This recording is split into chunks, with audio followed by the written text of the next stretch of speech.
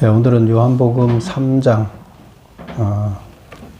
하반절을 통해서 영생의 조건 두 번째 시간 소제목으로 예수님을 믿는 것, 영생의 조건 예수님을 믿는 것이다, 이런 제목으로 함께 은혜 나누도록 하겠습니다.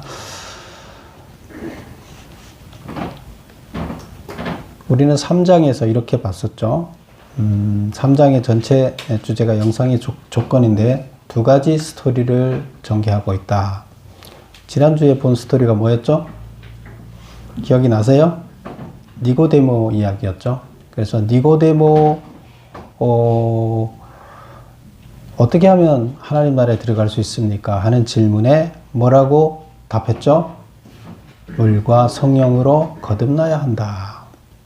그렇게 얘기를 했었죠. 그리고 두 번째 오늘 나오는 스토리가 오늘 스토리가 뭐죠? 세례 요한이 제자들이 질문을 해왔을 때 세례 요한이 답하는 방법으로, 그래서 세례 요한의 증언을 통해서 어떻게 영생을 얻을 수 있는가를 다시 한번 얘기하고 있다, 이렇게 얘기를 했었죠. 그래서 지난주에 본 것은 어떻게 하면 영생을 얻을 수 있습니까? 구원받을 수 있습니까? 그랬을 때 물과 성령으로 거듭나야 된다. 또 오늘 두 번째에서 어떻게 하면 영생을 얻을 수 있습니까? 예수님을 믿는 것이다, 이렇게 얘기를 하고 있다는 겁니다. 자, 그러면 본문을 한번 들어가 보도록 하겠습니다. 우리가 하나님의 일을 하면서, 하나님은 하나님의 일을 할 때 어떻게 하신다 그랬어요? 하나님은 자기가 다, 내가 주인이니까, 내가 만들었으니까 내가 알아서 할게, 니네는 손대지 마, 이렇게 하신다 그랬어요? 하나님은 절대 그렇게 일을 안 하신다. 하나님은 참신이기 때문에 계획만 해 놓으셨어요. 그리고 실행할 자들을 따로 두셨어요. 그리고 특히 이제 실행할 자들을 중에서 하나님이 해야 할 부분이 있고 우리 사람들이 해야 할 부분을 따로 두셨어요. 그래서 이게 각각의 역할을 다 했을 때 플러스 하나님의 일 플러스 인간의 일 해서 합쳐졌을 때 어떻게 된다고요? 하나님 나라가 완성되게 하셨어요. 그게 하나님의 법이에요. 그래서 하나님 나라 완성은 누구에 의해서 완성돼요? 하나님에 의해서 완성돼요? 우리에 의해서 완성돼요? 예, 같이. 그래서 이게 합이 이루어지지 않으면 답이 없어요. 완성될 수가 없어요. 그래서 우리한테 자유의지를 줬기 때문에 하나님은 자유의지 줬잖아요. 그래서 우리 의지를 가지고 그걸 완성시키라는 겁니다. 그래서 교육이 필요한 거죠. 하나님께서는 하나님의 뜻을 그렇게 해서 내가 하려고 하는 일이 무엇인지, 너희가 무슨 일을 해야 하는지를 가르쳐 주는 거죠. 그렇게 했을 때 하나님 나라가 완성되기 때문이에요. 그래서 기존에는 선지자들을 통해서 가르쳐 줬지만 지금은 이미 메시지를 다 담은 이 문서를 통해서까지 우리한테 전달하고 있죠. 우리는 훨씬 수월해졌죠. 그런데 중요한 것은 사람 한 사람이 그 일을 해낼 수 있느냐 하는 거예요. 하나님 나라를 완성할 수 있느냐? 절대 아니라는 거죠. 연대, 하나님의 공동체, 하나님을 믿는 사람들의 공동체가 연대해서 만들어내야 되는 게 하나님 나라예요. 근데 각각의 생각을 다 다른 생각을 할 수 있게끔 줬는데 어떻게 연대가 가능하겠어요? 그렇죠? 절대 연대가 안 되잖아요. 싸움은 쉽게 되지만 연대는 안 되고, 연대 되려고 하면 어떻게 돼야 돼요? 예, 연대 가장 큰 원칙이 하나 있습니다. 싸우는 이유가 뭐죠? 우리가 서로 싸울 때 왜 싸우죠? 내 생각을 고집하기 때문에 결국 싸우는 거예요. 내 생각을 고집 안 한다 그러면 싸울 일이 훨씬 적어들죠? 결국 우리는 다 어떻게 연대해야 되냐면, 나를 드러내지 않고 누구를 드러내야 될까요?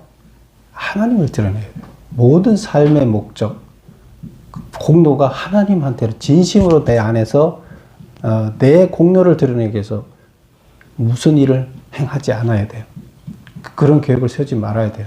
하나님을 드러내기 위해서 계획을 세우는 거예요. 하나님을 드러내기 위해서 사는 거예요. 그렇게 했을 때 연대가 이루어지는 거예요. 그래서 우리들은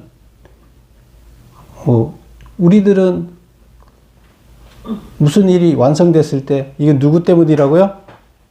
하나님 때문이다. 하나님 은혜 줘서 가능했다. 이렇게 말이 나와야 돼요. 그렇게 생각해야 되고. 근데 하나님 입장에서 어떻게 생각할까요? 하나님 나라가 완성되면 누구 때문이라 얘기할까요?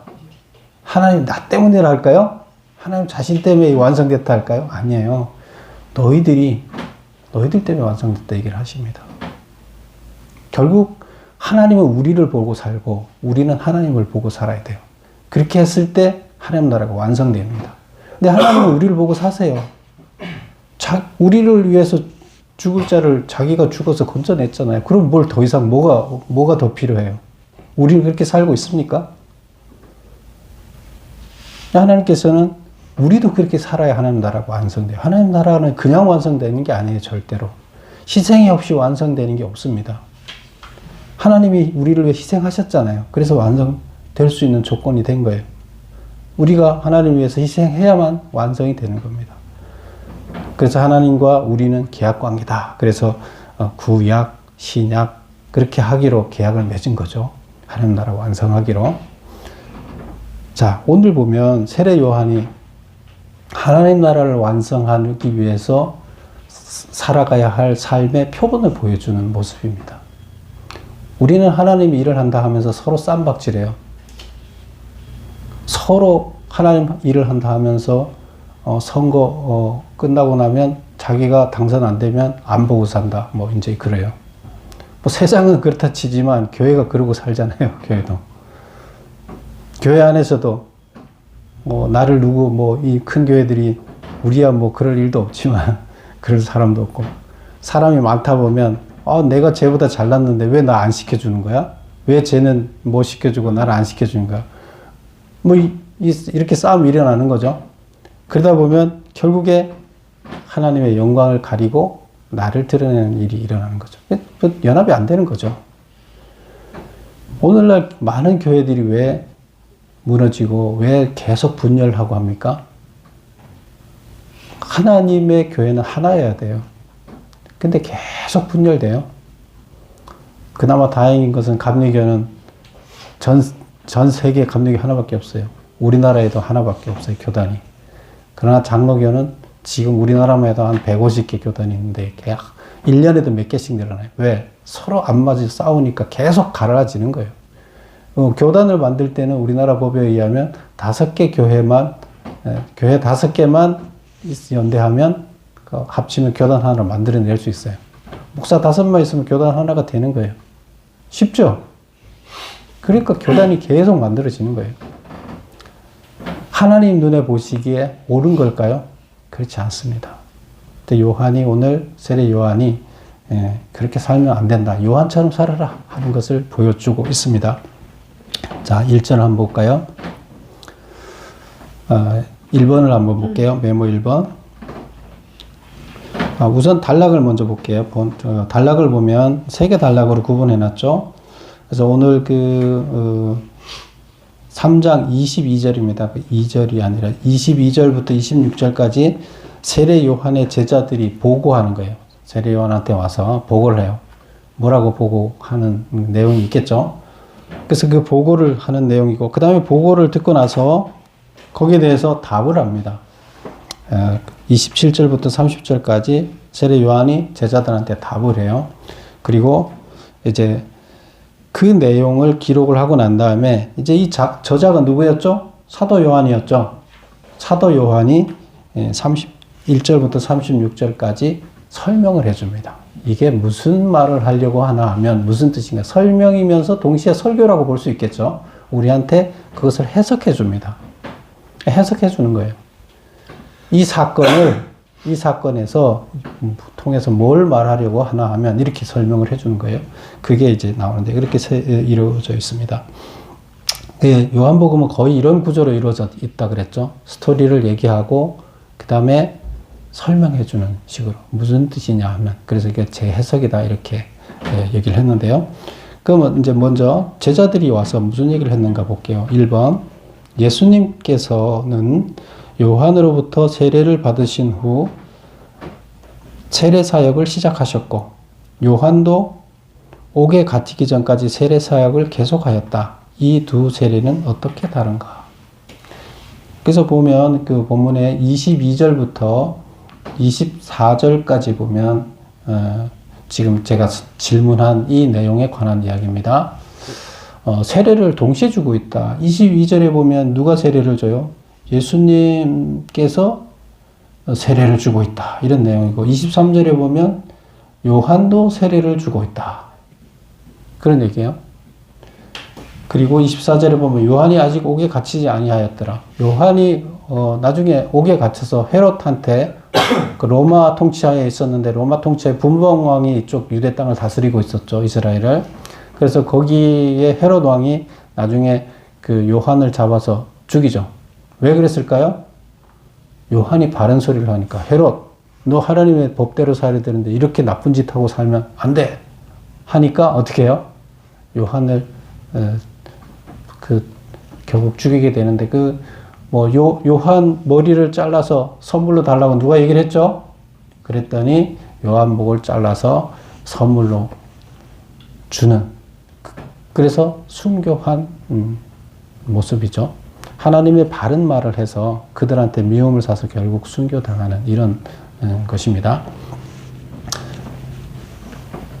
그런데 그러면 이 두 세례가 이 둘이 다 세례를 주고 있다 이렇게 하고 있는데 두 가지 세례가 어떻게 다른가? 그쵸? 우리 지난주에 한번 봤죠? 그거 이제 재복습하는 거라고 보면 되는 거죠. 자, 메모 볼게요.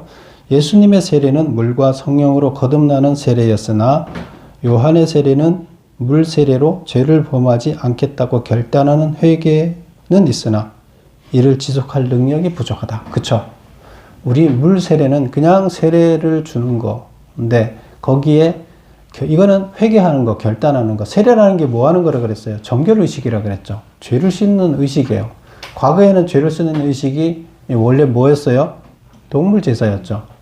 그래서 죄를 없애는 동물제사였는데 그것을 이렇게 지금 신약시대에는 의식을 바꿨어요.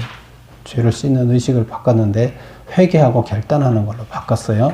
근데 그것에 회개하고 결단하는 거 인정할 때 물로 씻었다 해서 죄를 씻었다는 의미로 물을 뿌려서 혹은 물에 담가서 결단을 축복해주는 이런 거. 그리고 그 축복해줄 때 하나님의 성령이 임하는 것이 성령 세례예요. 근데 예수님 오시기 전에는 아직 성령 세례가 이루어지지 않았기 때문에 예수님 그래서 요한이 세례를 준 것은 물 세례였다. 그런데 예수님이 오셔서 성령 세례를 행했다. 그러면 예수님이 하는 세례는 완성된 세례죠. 그런데 세례 요한이 한 세례는 하나님 뜻에 안 맞는 세례인가요? 아니에요. 1차 결단은 있어야 되고 2차 세례가 또 있죠. 하나님의 영이 거기에 부어져야 되는 거죠. 그래야 우리가 지속할 수 있는데 1차 그거를 세례의 완성이 그러면 누구에 의해 완성된 거예요? 예수님이 오셔서 성령 세례가 있음에 대해서 완성된 거예요. 그렇게 보면 됩니다. 2번 보겠습니다. 요한의 제자들이 유대인과 더불어 변론한 내용은 무엇인가? 그 변론 이후 제자들은 요한에게 어떻게 보고했는가? 세례 요한의 제자들은 예수님에 대하여 어떤 감정을 가지고 있었는가? 자, 우리 본문을 잠깐 볼게요. 25절 보면 이에 요한의 제자 중에서 한 유대인과 더불어 정결 예식에 대하여 변론이 되었더니 정결 예식이 뭐 하는 거예요? 죄를 씻는 예식을 얘기하는 거예요. 그래서 정결 예식이 과거에는 뭐였다고요? 동물 제사. 근데 지금은 세례가 되겠죠. 그래서 정결 예식에 대해서 변론이 있었다. 이게 뭐야? 서로 변론이 있었다는 얘기는 서로 논쟁이 있었다는 얘기예요. 근데 유대인들은 지금 세례를 원래 거부하겠죠. 자기들이 하고 있던 동물 제사가 이게 정결 예식인데 이게 무슨 정결 예식이냐. 죄를 씻는 의식이냐 이렇게 하면서 이제 거부를 하겠죠. 그래서 거기에 대해서 요한의 제자들하고 요한의 제자가 요한의 수제자가 누구였어요? 세례 요한의 수제자가 누구예요? 안드레와 요한, 사도 요한이잖아요. 근데 그들이 어디로 갔다고요? 예수님 제자가 됐잖아요. 그럼 여기서 예수님의 제자가 변론을 했다는 건 누가 변론했다는 거예요? 사도 요한이 지금 이 책을 기록했는데 자기가 변론 당사자가 됐다는 얘기랑 마찬가지예요. 그렇죠? 꼭 자기를 찝어서 얘기를 하지는 않지만 수제자인데 그런 일을 안 했겠어요, 그때? 했겠죠? 그래서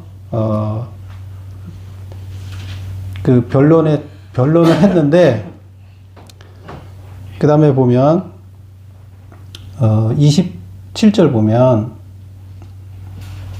26절 보면 그들이 요한에게 가서 이르되 라삐여 선생님과 함께 요단강 저편에 있던 이. 그래서 여기 보면 요단강 저편에 있던 이, 곧 선생님이 증언하시던 이. 이걸 누굴 가리키는 거예요? 세례를 베풀 때 사람이 다 그에게로 가다이다. 그래서 누가 지금 세례를 베푼다는 거예요? 예, 세례 요한이 세례를 베풀었던 이 요단강 저편에 있던 예수를 얘기하는 거예요. 예수님이 세례를 베푼다는 거예요. 그런데 사람들이 다 유대 사람들이 변론 이후에 다 어디로 간다? 그쪽으로 간다는 거예요. 일로 안 오고. 그럼 지금 어떻게 된 거예요? 그리고 나서 보면 27절 볼까요?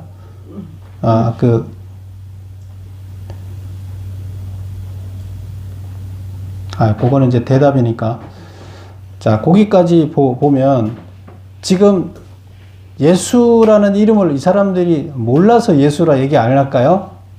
예수라고 말하고 싶지 않은 거예요. 예수는 무슨 뜻이에요, 원래? 예수가 무슨 뜻이죠? 자기 백성을 죄에서 구원할 자. 그런 뜻이에요, 예수가. 그래서 자기 백성을 죄에서 구원할 자. 이렇게 부르기 싫은 거예요. 그냥 저기 세례받던 사람 있죠? 저 건너에 있던 사람 있죠? 이렇게 지금 기분 나쁘다는 거예요. 예수라는 얘기 부르기 싫어요. 기분 나빠요. 왜? 자기 지금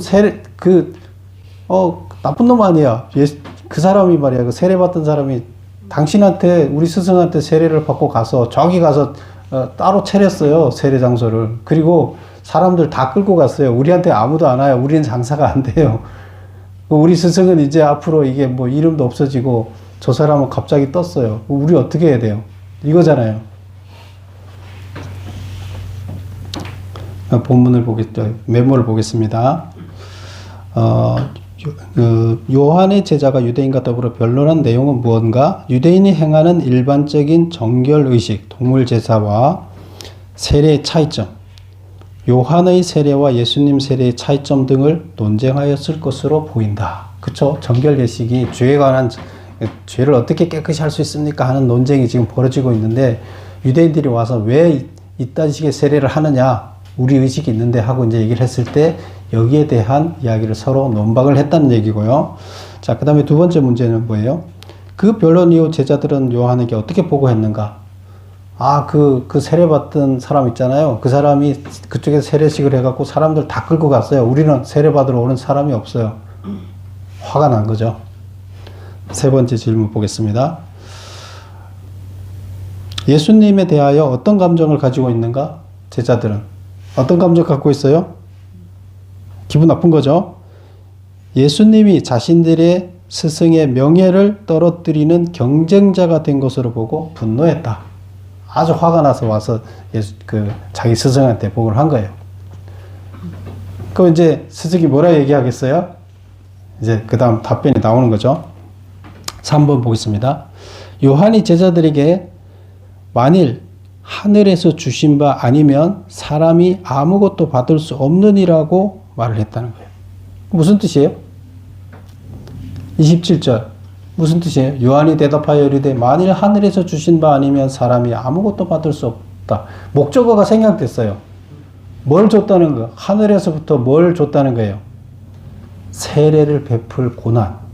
이게 목적어가 생략돼 있어요. 만약 하늘에서 세례를 베풀 권한을 주지 않았다면 예수님이 행할 수가 없다. 결국 무슨 말 하는 거예요? 지금 세례 요한이 베푸는 권한도 하나님이 줬어요, 안 줬어요? 하나님이 줬어요. 하나님이 이렇게 하라고 했기 때문에 시킨 대로 하는 거예요. 그런데 예수님도 하나님이 세례 권한을 줬다는 거예요. 그런데 내가 준 세례 권한과 예수님이 준 세례 권한은 차이가 있죠. 차이가 나요. 틀려요. 그래서 나는 예수님이 오시기 전에 예수님이 올 만큼 정결 작업을 했지 이게 완성된 세례가 아니에요. 근데 예수님이 오셔서 성령 세례까지 주어지니까 완성된 세례를 주는 거예요. 그렇다 그러면 예수님이 오시기 위해서 정결 작업을 하는 불완전한 세례지만 그래도 예수님이 오실 만큼의 정결 작업이 이루어지는 거잖아요. 그 세례를 세례 요한이 해야 할 책임을 갖고 사명을 갖고 명을 받고 사명을 감당한 거예요.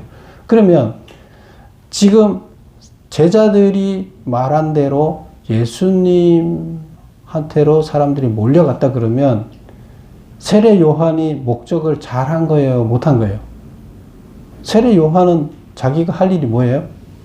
예수님께로 예수님이 하나님의 아들인 걸 알아보고 글로 온전히 세례받으러 가도록 만드는 거예요. 예수님이 오기 전까지 정결 작업을 하고 그 사람들이 오면 예수님한테 보내는 거예요. 그쵸? 그렇다 그러면 세례 요한은 완성된 거예요. 자기 사명 다 한 거예요? 안 한 거예요? 다 한 거예요. 그러면 그 얘기를 들었을 때 요한은 어떤 기분이겠어요? 아, 하나님이 나한테 시킨 일을 내가 다 했구나. 사람들이 글로 다 간다 그러니까 이제 내 일을 다 했구나. 하나님 나한테 잘했다 칭찬했고 이런 생각이 들겠죠? 근데 제자들은 전혀 다른 생각이죠. 뭐야 이 나쁜 놈. 우리 스승의 이 명예를 다 뺏어가 갖고 지금 세례까지 줬더니 이제 지가 그걸 하겠다고? 이런 거죠. 오늘날 교회들이 하고 있는 거죠. 뭐 서로 싸우는 거랑 똑같은 거죠. 경쟁하고.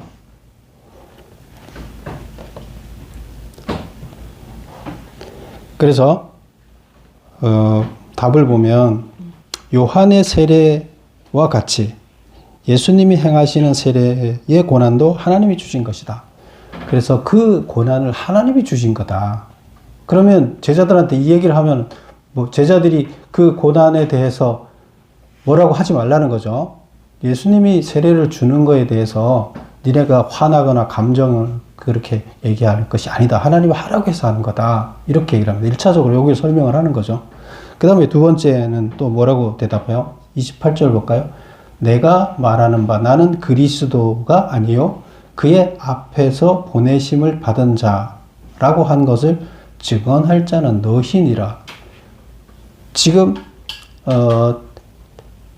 자기가 누구라 세례 요한이 자기가 누구라고 증거하는 거예요? 나는 그리스도가 아니라 누구라고요? 그의 앞에 보내심을 받은 자. 그래서 그의 앞에 보내심을 받은 자는 길을 예비하러 하는 자잖아요.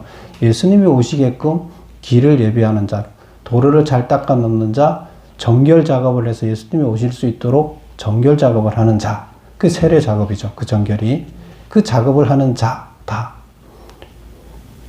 그래서 이렇게 고백을 합니다. 나는 이런 자다. 나는 그리스도가 아니야. 그리스도가 오시기에 길을 예비하는 자야. 이제 이 얘기를 한 거죠. 그러면 나는 이제 그분이 이제 일하도록 세례를 제대로 베풀도록 길을 닦았으니까 제대로 하시니까 나는 됐다. 이제 이런 얘기가 되는 거고요.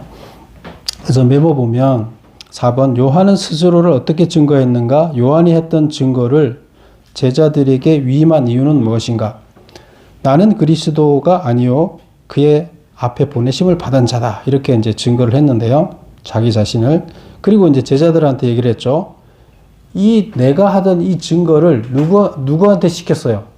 이제 이 증거를 내가 지금은 해왔어. 이 증거를. 그런데 이제는 누가 증거해야 된다고요? 제자들이. 내 대신 니네가 이 말을 증거해야 돼. 세례 요한은 그리스도가 아니야. 그 다음에 그리스도가 오는 길을 예비하는 자다. 이 증거를 제자들이 하라는 거예요. 제자들 입으로. 그러면 이 얘기는 사람들이 지금 세례 요한을 그리스도로 보는 사람이 많았다는 얘기예요. 거룩하게 사니까. 그리고 세례도 행하고 이러니까 많았기 때문에 그거 아니라고 분명하게 전해라는 거예요. 제자들도 지금 제대로 그 인식을 못하고 있잖아요. 그래서 그거를 전하라. 그런데 왜 자기가 전하면 되지 왜 제자들한테 전하라 그래요? 메모볼게요. 자신의 순교를 예감하고 제자들에게 증언을 위임했다. 지금 우리 그 3절에도 보면 나오죠. 아직 그 24절에 보면 요한이 아직 옥에 갇히지 아니하였더라. 이렇게 전제로 나오죠. 이 얘기는 뭐예요? 요한이 이제 옥에 갇힐 거고 자기가 스스로 옥에 갇힌 거예요. 왜? 내가 이 말을 하면 저 헤롯이 자기를 죽일 걸 알아요. 당신 그렇게 살면 안 되고 이렇게 통치하면 안 된다는 걸 그냥 직설적으로 공식적인 자리에서 얘기를 해버렸거든요. 그렇게 하면 분명히 그가 나를 죽일 걸 알고 자기는 이미 그걸 알고 이제 자기가 죽으러 가는 거죠. 그래도 많은 백성들 앞에서 왕을 똑바로 하나님 뜻대로 하라고 내가 얘기를 해야 되겠다 하고 그 직설적인 얘기를 하기 때문에 자기 죽음을 이미 자기가 스스로 자초한 거죠. 그래서 죽기로 결단하고 간 거예요. 그래서 이제 자기 순교할 거니까 제자들한테 이 말을 하라고 이제 난 순교하러 간다 이 얘기예요. 말은 이렇게 표현 안 했지만 여기에 다 깔려 있는 거죠. 5번 보겠습니다. 구약에서는 이스라엘을 하나님의 신부로, 신약에서는 교회가 그리스도의 신부로 상징되었다. 성경에서 말하는 신랑과 신부의 사역은 무엇인가? 요한은 예수님과 자신과 백성들을 각각 무엇에 비유했는가? 자, 그래서 첫 번째는 제자들이 와서 이렇게 얘기를 했을 때, 그 첫 번째 얘기가 그거였죠. 세례는 하나님이 주신 권한이기 때문에 예수님이 그 권한을 받아서 하는 거니까 너네들이 그 얘기를 하지 말아라. 그리고 나는 메시아가 아니고 그분 메시아의 길을 예비하는 자다. 그런데 그걸 니네가 증거해라. 이 얘기를 하고 그 다음에 이제 두 번째 얘기를 하는데 그게 뭐냐면 29절 30절에 나오는 얘기입니다. 볼까요? 신부를 취하는 자는 신랑이나 서서 신랑의 음성을 듣는 친구가 크게 기뻐하나니 나는 이러한 기쁨으로 충만하였노라. 그는 흉하여야 하겠고 나는 쇠하여야 하리라. 이게 무슨 말일까요? 이렇게 나오는 것 참 처음 읽는 사람들이 성경이 어려워요. 그래서 이 앞에 거를 모르면 이거 신부를 취하는 자는 신랑이나 서서 신랑의 음성을 듣는 친구가 크게 기뻐하나니 나는 이러한 기쁨으로 충만하다. 나는 누구라는 거예요? 신랑의 친구라는 거예요. 신랑은 누구예요? 예수님이 신랑이고 나는 신랑 친구고 신부는 누구예요 그러면? 네, 이스라엘 백성, 성도. 그래서 그리고 나서 그는 흥하여야 되고 신랑은 흥하고 나는 친구이기 때문에 흥할 필요가 없다. 근데 신랑의 소리가 나는 걸 보니까 나는 너무 기쁘다. 자기는 이제 신랑이 뭐 하는 거예요, 원래? 신랑 친구가 뭐 하는 거예요? 들러리 서는 거죠?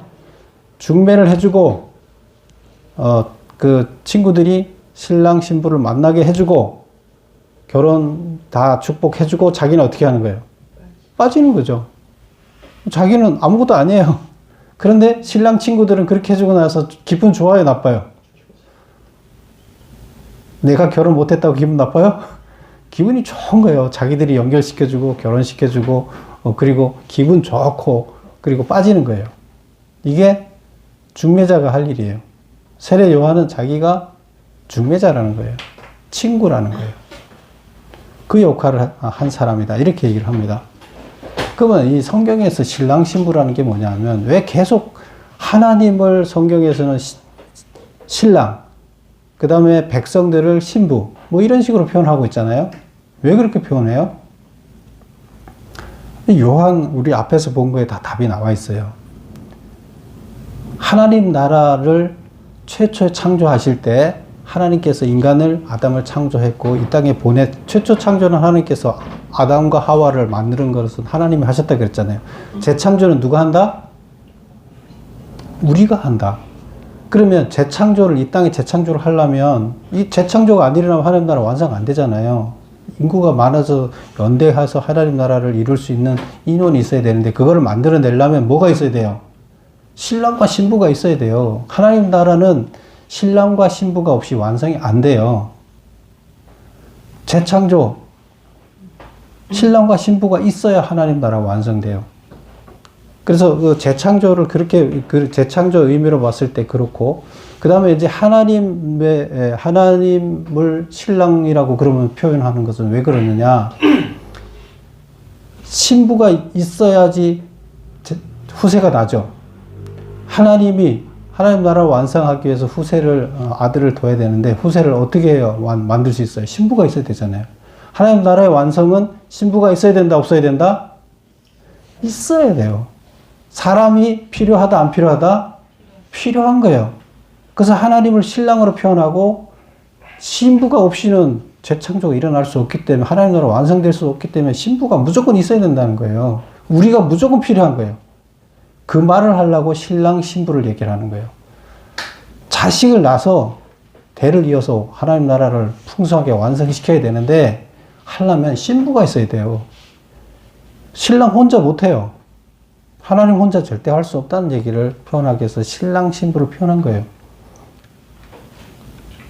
그러면 우리는 신부로서, 신부는 뭐 하는 거예요? 신랑이 뭘 하겠다고 아담을 만들었잖아요. 그럼 아담은 배필을 만들어서 하와를 하나님께서 줬을 때, 배필을 줄 때 무슨 역할로 줬어요? 돕는 자. 그러면 아담은 돕는 자가 없이 자기 혼자 뭘 못하잖아요. 돕는 자가, 그러면 리더자도 있어야 되지만 돕는 자가 있어야 되는 거예요. 그럼 리더자와 돕는 자가, 리더자는 높은 자리에 있고 돕는 자는 낮은 자리에 있나요? 평등해요. 그러나 어쨌건 리더가 있어야 되기 때문에 리더자를 세우고 돕는 자를 세웠어요. 그래서 우리는 리더자를 돕는 자의 역할을 해야 돼요. 하나님이 리더자고 우리는 돕는 자예요. 하나님 나라는. 그래서 모든 건 하나님 나라의 완성이라는, 하나님 나라를 만드는 거에 우리의 삶의 목표가 있는 거예요. 인간들의 삶의 목표가. 하나님 계획이 그래요. 우리를 만드실 때. 그래서 그렇게 신랑, 신부, 가정을 꾸미는 것으로 표현을 했고, 그래서 우리 여기서도 제일 첫 번째 사역이 뭐라 그랬어요? 예수님의 첫 번째 공식 사역을 뭘로 했다? 혼인잔치에 가는 걸로 했다. 그 얘기가, 나는 혼인잔치에 가서 그들한테 포도주를 먹여서 그들을 지금 사람을 바꿔야 돼. 깨끗한 사람으로 바꿔야 돼. 그 일 하러 왔어 하고, 그 상징적으로 표시하기 위해서 포도주 결혼식장에 갔다 그랬잖아요. 자, 메모 보겠습니다. 5번, 구약에서 이스라엘을 하나님의 신부로. 그래서 하나님은 신랑이고 이스라엘은 신부로 이렇게 표현했고, 신약에서도 또 여러 군데에서 보면 교회가 그리스도의 신부, 예수님이 신랑, 이렇게 표현하고 있다는 거예요. 성경에서 말하는 신랑과 신부의 사역은 무엇이냐? 답 보면 하나님 나라를 이끌어감에 있어 신랑은 리더자로, 신부는 그 리더를 돕는 자로 상징된다. 그 다음에 두 번째 질문은, 요한은 예수님과 자신과 백성들을 각각 무엇에 비유했는가? 요한은 예수님은 신랑, 백성들, 성도들은 신부, 자신은 신랑, 친구. 그래서 백성들을 어디로 가게끔, 신랑한테로 가게끔, 신부를 신랑한테로 가서 결혼하게끔 연결시켜주는 작업을 누가 했다? 세례 요한이 했다. 그래서 그게 길을 예비하는 일이었어요. 신랑과 신부를 연결시켜주는 거, 구원을 받으려면 백성들을 예수님께로 가게 하는 거, 이게 뭐라고요? 이 세례 요한이 하는 일이었어요. 근데 그런 일을 했던 사람이 또 뭐 과거에도 있었죠. 이제 그 다음 문제 나오는데요. 그래서 자기는 신부다, 이렇게 얘기를 합니다. 6번을 보겠습니다. 그는 흥하여야겠고 나는 쇠하여야 하리라. 그래서 이제 나는 신랑 친구이기 때문에 나는 이제 쇠해야 돼. 이제 둘이 잘 살아. 나는 이제 빠질게. 이제 이 얘기예요. 그러면 이제 지금까지는 준비하는 자가 전면에 나섰었죠. 결혼하기 전에는. 그런데 결혼식 끝나고 나면 준비하는 자들은 사라지고 예수님만 남겠죠. 그 신랑만 남겠죠. 그래서 보면 1번, 메모 1번. 신랑 친구의 역할은 신랑과 신부의 중매자 역할과 신부를 신랑에게 무사히 인도하는 역할을 하는 것이다. 요한 자신이 백성들을 예수님께로 인도하는 역할을 무사히 마쳐서 그 사명을 다했으니 이제 신랑과 신부가 세일을 하도록 사라져야 한다는 뜻이다. 모세는 하나님과 이스라엘 간의 중매자 역할을 하였고 바울도 자신을 정결한 처녀인 성도를 남편이신 하나님께로 인도하는 일을 담당하는 자라고 소개하였다. 결국에 세례 요한이 하는 일은 사역자들이 해야 할 일이에요. 다시 말하면 하나님의 일을 하겠다고 하는 사람들이 해야 할 역할이에요. 무슨 역할? 아직 하나님을 모르는 사람들을 신부라고 보고 그를 하나님과 연결시켜서 결혼하도록 해주는 거예요. 결혼한다는 일은 뭐예요? 성적으로 맺어지라는 얘기가 아니라 하나님의 일을 하는 데 있어서 그 도우미로 설 수 있게끔 만들어주라는 거예요. 하나님 나라를 완성을. 하나님이 리더자로 일을 하면 거기에 도우미로 설 수 있어서 하나님 나라를 완성하는 큰 단체, 하나의 디딤돌로 도우미 역할을 하는 자로 세워라. 이게 뭐예요? 중매자예요. 친구예요.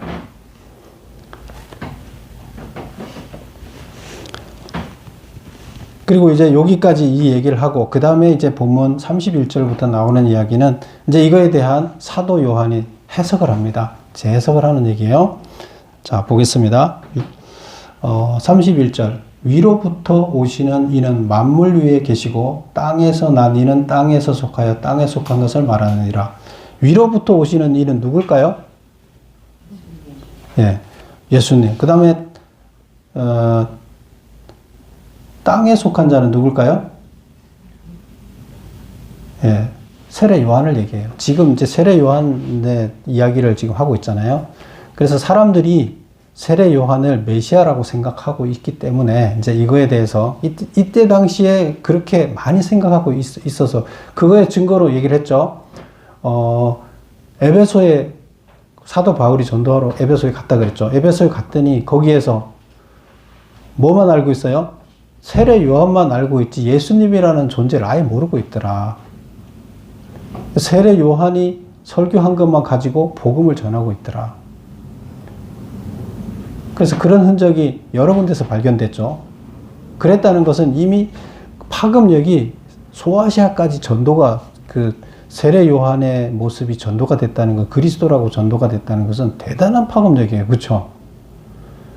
그래서 이미 많은 지역으로 세례 요한이 그리스도일 것이다 하는 추측을 가지고 전도가 돼 있더라는 거예요.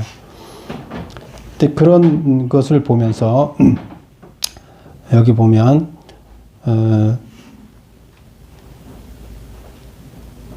6번에 보면 사도 요한은 예수님과 세례 요한의 차이점에 대하여 어떻게 설명하고 있는가? 예수님은 하늘로부터 오시니요 하늘에서 보고 들은 것을 증거하나 세례 요한은 땅에서 나니로 땅에 속한 것을 말한다. 이 사도 요한은 양쪽에 다 제자였죠. 그렇죠? 여기도 수제자였고 이쪽에서도 바울이 수제자였지만 두 번째 수제자인데 자기가 수제자라는 식으로 얘기를 하고 있죠. 그래서 하여튼 두 개 양대 팔을 이뤘다 그랬죠. 그래서 안드레하고 요한이 세례 요한 밑에 있다가 예수님 제자로 갔는데 그들이 두 양대 파로 이렇게 나눠졌는데 안드레 쪽은 아마 바울이 형이었을 것 같아서 친형제인데 바울 파로 나중에 바뀌고 요한은 요한 파로 그냥 나오고 이렇게 해서 둘이 계속 서로 누가 우리 예수님이 왕이 되면 누가 국무총리를 할까 하고 따지는 이런 싸움박질하고 있는 이런 모습을 또 봤었죠. 그러니까 이 사도 요한도 그때 당시는 철이 없었어요. 근데 지금 이거는 90년대에 쓰고 있는 책이잖아요. 재해석하면서 그때 과거를 회상하면서 그게 무슨 뜻인가를 재해석을 해내고 있는 거예요. 자기의 모습도 반성을 하겠죠. 7번 사도 요한은 영생의 조건을 무엇이라고 하는가? 그 이유는 무엇인가? 35절 볼까요? 아버지께서 아들을 사랑하사 만물을 다 그 손에 주셨으니 아들을 믿는 자에게 영생이 있다. 아들을 믿는 자에게 영생이 있어요. 근데 그 이유가 35절에 나와 있죠. 왜 그렇다고요? 아들한테 고난을 다 줬어요. 그 31절에 보면 위로부터 오시는 이는 만물 위에 계시고, 이 만물 위에 계시다는 건 무슨 뜻이에요? 만물을 다스린다는 뜻이에요. 만물을 지배하고 계신다. 만물의 지배자다. 만물의 운영자다. 하나님께서는 이름은 하나님이지만 예수님과 하나님은 실제적으로 같은 분이 다른 분이에요. 같은 분이에요. 우리가 어떤 일을 하느냐에 따라서 예수님이라고 얘기하고 아들이라 얘기하고 성령이라 얘기하고 성부 하나님이라 얘기를 하지만 실제적으로 다 각각 계시면서 하나의 완전체로 완성되는 하나님이신 거예요.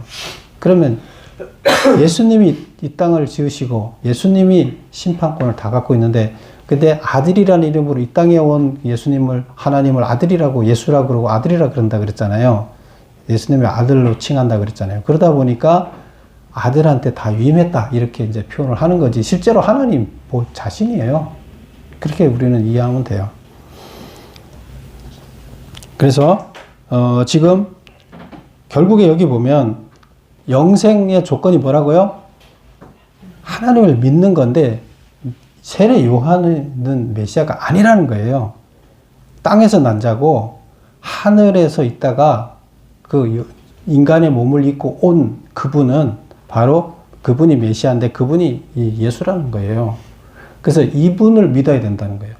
그 이분이 모든 권한을 다 갖고 있고 죄사하기 위해서 이 땅에 오셨잖아요. 그래서 그분을 믿어야 해결이 된다는 겁니다. 그래서 그 얘기를 하는 거예요. 그래서 세례 요한의 증언을 통해서 그 제자들과 세례 요한의 이야기를 통해서 설명을 다 하고 그걸 해석을 해서 결국에 너희가 구원 받으려면 하나님을 믿어야 된다. 예수를 하나님의 아들로 믿고, 그가 하나님을 믿는다는 내용이 뭐라 그랬어요? 예수를 믿는다는 얘기가 뭐라 그랬어요? 하나님의 계획을, 인간의 구원 계획을 믿는 거라는, 그게 믿는 거라 그랬죠. 뭘 믿는 거래요? 믿으라면 무조건 믿는 거예요? 하나님이 인간의 육체를 입고 이 땅에 오셔서 자기가 죽어서 우리를 구원했다. 이걸 믿는 거예요. 이게 그분을 믿는 거예요. 하나님의 계획을 믿는 거예요. 이걸 믿을 때 그걸 믿어야 내가 죄사함의 은혜를 받는다는 거예요. 그걸 안 믿으면 안 받는다. 그러면 예수를 믿으라는 얘기는 결국 예수님의 구원 계획이 진짜라고 믿는 거예요. 참이라고.